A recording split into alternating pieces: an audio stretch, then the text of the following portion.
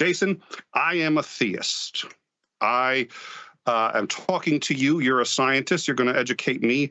And I want to ask you a question, Jason. This is a serious question I'm asking. I can't believe I'm going to ask this, but I am asking. So you are a science communicator, and somebody hits you with this question.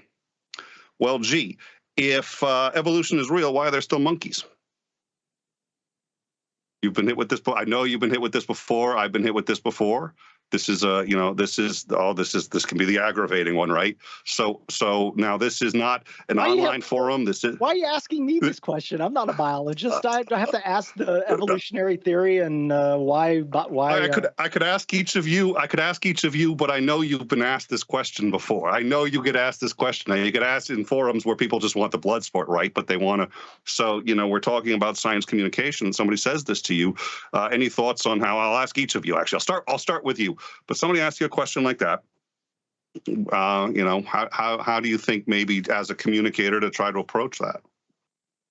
Well, I mean, if it's if we're in a confrontational perspective, then I'm going to take a totally different view than if we're actually in a, if I was a biologist and they are asking these questions and we're in a capacity where we're not here to show somebody that they don't understand something. You want to entice them to consider the options. I would say something to the effect that the mass of evolutionary biology work with thousands and thousands of scientists have worked on these topics related to natural selection and genetic mutations. And the reality is that we know for a fact that animals that are derived from other animals can coexist at the same time, that there's not a problem with that. And that if we don't want to have to get into the nitty-gritty science details, but the reality is that we can go and look at a number of studies that show why that's the case. Now, I could also maybe I could try to take a biblical perspective. Like that might be another angle, which is to say, from a theist perspective, why couldn't the world exist in that manner?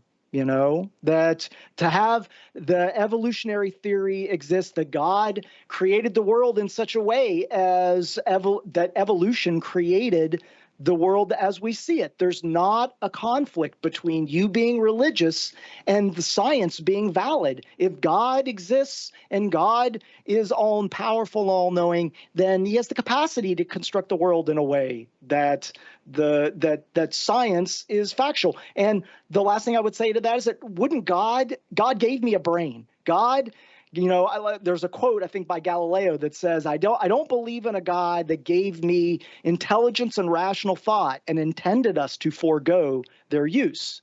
So it may be that the theist perspective might be a better approach, and it's kind of thinking about my thoughts on that, than trying to take the approach of, well, science says it's that way.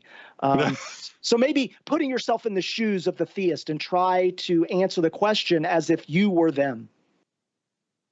All right, and so I'm going to ask you, Greg, same question. So that's a common one that a lot of us get. You're a communicator. Someone's come up to you and said, well, gee, if evolution's true, why are there still monkeys? Yeah, I mean, I actually am a huge practicer of the Socratic method. I love it. I love asking questions because it's like it allows me to kind of learn, and hopefully, the idea when you're talking to someone, I feel like, isn't to have them change their mind in the conversation. I think that's kind of like the biggest problem and misconception that that people will have this epiphany, and you kind of don't want that, because then in the next conversation they're going to have their minds changed instantly with whoever they're talking to too. So it's kind of like, critical thinking. You're trying to think, why and all that kind of stuff. But I mean, the answer is basically the same reason why bacteria still exists, even though yeast evolved or eukaryotes evolved, right?